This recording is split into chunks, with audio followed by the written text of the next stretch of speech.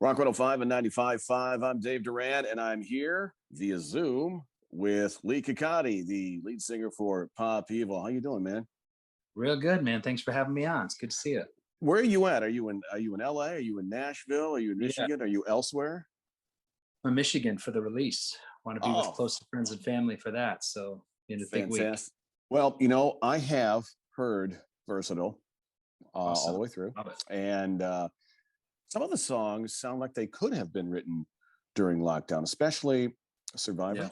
So writing these things, you're exactly right. It started off one way, and now sounds like Breathe Against Survivor. Good Right, God, I mean, they mean something totally different to us now. And right, Survivor and the whole duality of the Versatile album and Pop Evil as a career has been that yin and yang between our new sound and where Pop Evil is going, but still hmm, not forgetting where we've been. And I think you take a song like Survivor. I think, sometimes even reviews, obviously, I've read a lot of good things, but I think that things that people don't understand when they hear some of the old school songs or Survivor, it was written in the old school style of Pop Evil, that we have a fan base that loves old school simplicity. You know what I mean? Just not overthinking it, just, hey, man, I can relate to that. And they want to sing along. So we definitely wanted to grow on this album musically, but we still wanted to tell our old fan base that, hey, man, we still remember how we got here.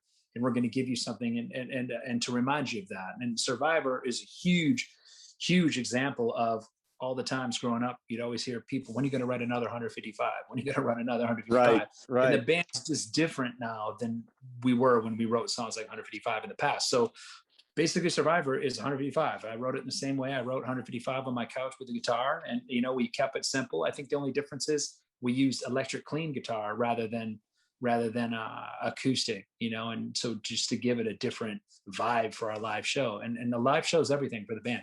If we already have the song and it sounds like it, well, we don't need another one. You know what I mean? Let's try to go. And I think we'll continue to expand on that as the albums go on. It's like, okay, well, we've done that. How do we push our boundaries now to talk about this or write that? So it was exciting to kind of have a song that reminded us, at least for me, and the band can speak for themselves, but for me, that reminded me of 2005 and chasing the dream, writing a song like Well, 155. I mean, it's in the same vein as that. well, speaking of chasing the dream, Yeah. when you guys were coming up, how did you handle? Because it's not easy. Well, it's not easy for a baby band, if you will, a Yeah.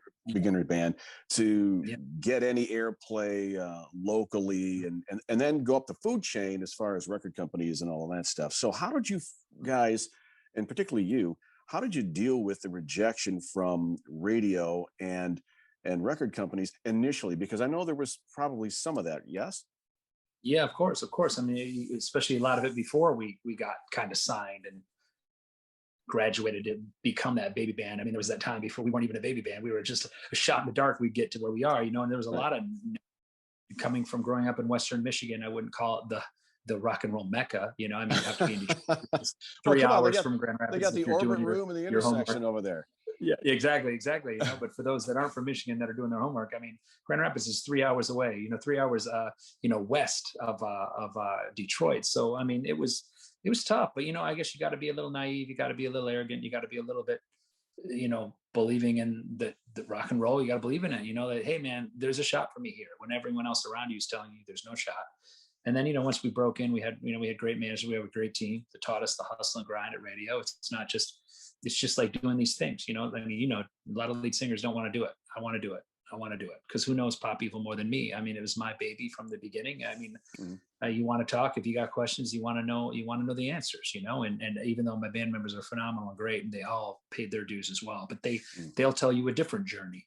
My journey is a little different with the band, and it was tough, but you just took it on the chin, and we were always grateful. I mean, I think that blue collar mentality from Michigan that obviously and you're aware of. It's just Mhm. every little baby step is a win. Like, we never needed to sell out Madison Square Garden. Like, we didn't have to be selling out the Palace of Auburn Hills in those days. We didn't care about that. Like, it was great to play in a show, and again, we never really got into it for money or fame. Now, even if you look at us, we're not the most lavish or loudest rock stars. Like, look at us, look at us. We just play the music, man. We love playing the shows. We love being around our fans. We love being around people, and we just do what we do. And I think people have always loved us for that love us, and the people that don't like us have always been like, oh, whatever. So again, I think that as we've grown and as we've continued to climb, I think more and more fans are like, wow, like, we respect the fact that these guys are just road dogs, and Yeah, we're just us. And that's it's how very you much. That's how Go you ahead. do it. That's how you do it, man. You Yeah. grind it out on the road, really Yeah. nowadays. And with that, you were supposed to play the National Cherry Festival, and Yeah. then the sickness hit and Right. everything changed. But you do have a Mhm. show at Soaring Eagle Casino Resort in Mount Pleasant on August the Yeah. 6th. And I was just wondering, with everything that's going on, how is that going to go? What is Pop Evil doing to stay safe, and Yeah. what excuse me, what are you guys doing to keep the fans safe? And I know there's a couple other bands on the bill as well. Yeah, well, first of all, the Cherry Fest, that's an interesting, and to the fans listening, back at home, I mean, the Cherry Fest was such a important, there's shows that you play now from now on and as you age, but then there's shows that remind you of your past because they were so important. And I remember trying to play the Northern Michigan market. Cherry Festival was a ginormous thing, an It opportunity, is. and tried and tried and tried for years. I remember we played the hotel up there, Shimmers or whatever. I think it was what it was called now. You It's played probably, Shimmers. It's called is something that what else. it Yeah. was? Yeah, Yeah, but it was it was a called hotel, Shimmers. right? The Really? hotel. Yeah. And those were It was the brutal holiday. shows. Yeah. Those were not, they Yeah. It were was the fun, but holiday.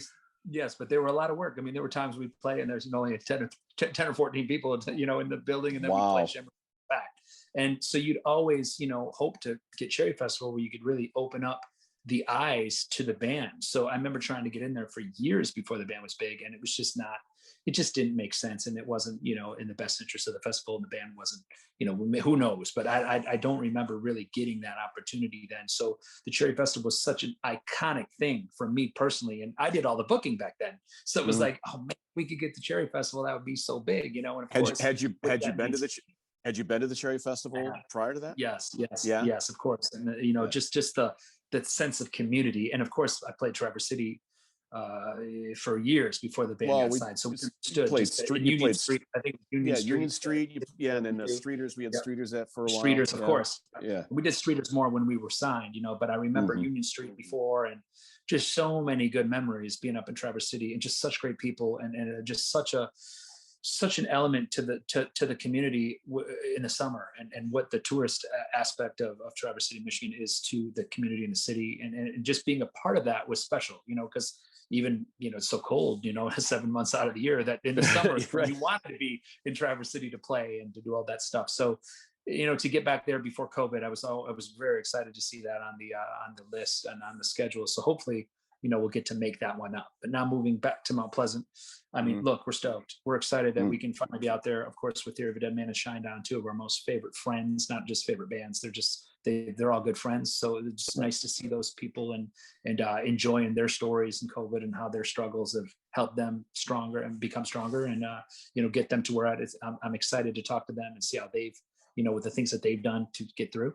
But at the same time, man, to stay healthy, to answer your question, we're just trying to do what we can. Try to get vaccinated, try to wear the mask, try to just do it. The laws that are in place to try to just keep everyone safe, man. And just again, but living on a tour bus with band members in close quarters, I mean, I'd be lying to you. It's a nerve wracking thing. Hopefully that we're on the tail end of this thing, and if it Yeah. goes Well, you well hope. into fall, Yeah.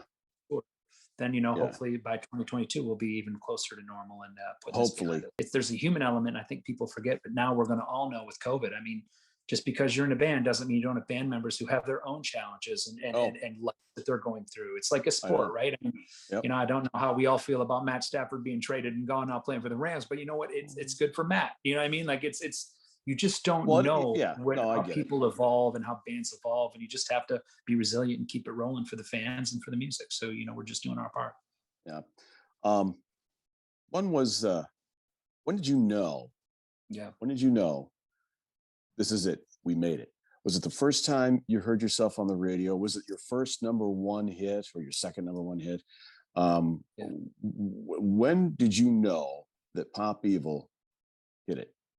If I try to answer for you realistically, and probably because I miss it so much, but when I think Mm. about being on stage and seeing, those smiles, seeing those tears from not only just girls or your parents, they're from the guys.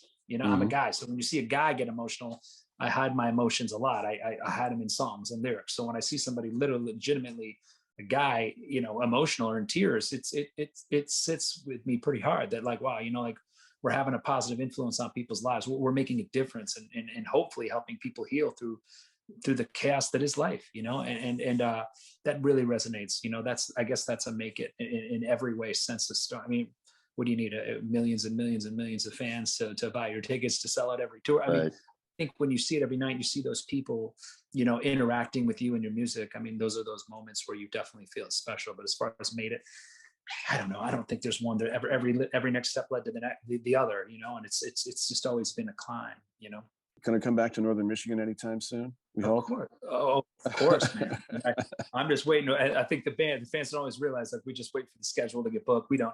I feel that's a nice pleasure I have now. I don't have to book the band as much anymore. So I just sit back and wait till the shows get booked. So, but we get on the bus and go. Yeah, exactly. So, I know that we all love Northern Michigan. Hopefully it's in the summer when we come back for sure. So guess what? It's spring, summer now. So now would be great. But Mount Pleasant, I think, is the one at the moment booked. But I'd love to obviously, as you heard me talk about earlier, I'd love to make it up and do the Cherry Festival again. That's such a personal festival for me. Well, you're welcome just to come up and hang out anytime you want. Well, there you go. It's our funny doors are that.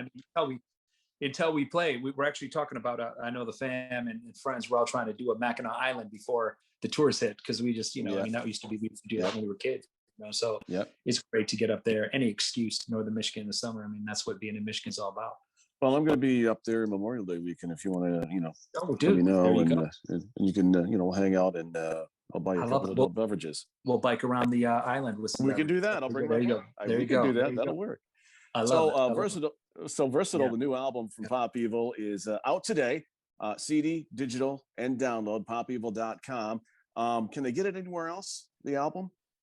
No, I think it's just Target and our .com. That's it. So we got that exclusive with Target, and we're so stoked to have. I mean, Target's been amazing to give us that outlet, and we can't wait to see how it goes for the fans. So pick that thing up. Of course, it'll be all over every streaming outlet online as well. And shows are booked. So hopefully you come see us live. You've got some cool merch to go along with the album release. Absolutely. That I'm going to buy. I actually saw a T-shirt on there that I like. So I'm going to. I love it. When I'm done here, I'm going to. It's cozy stuff, man. It's cozy stuff too. I was wearing some earlier. I changed, but it's good. It's good. By the way, it's super cozy. No, it's very cool too. The artwork for the album cover and all of the swag is phenomenal. Who did the artwork? Thank you. We had this amazing artist named Pedro. He's from Brazil, and we've been eyeing him for a long time. He was a dream guy to work with, and it just all worked out. And he delivered. I mean, it didn't happen overnight. It's back and forth, trying to get these visions. But the way it's so hard, I always admire how these artists can kind of take a vision over the phone or over the emails on what you're trying to portray and just turn it into these amazing works of art. And they tell the story for the band. They show the versatility. Pop Evil was one person or one entity, and you could look inside its head. What controlled chaos would you see? And I think when people can actually see that, it just puts a better representation of just the diversity that is the 5 band members. I mean, we're nothing alike, but when you bring us together, we're everything alike. So you get a little bit of that amazing, crazy, wild kind of vibes from all of us in one. And you get that art. And so, Pedro just absolutely knocked out of the park, and we're super stoked to. Well, and it's a different element too. You think about the last record, it was all black and white. So this is kind of like a coming of age. And, now things are starting to become in color, and we're starting to see, who we are both on and off the stage. So it's super cool. Well, the artwork is phenomenal. The album is phenomenal. Good work.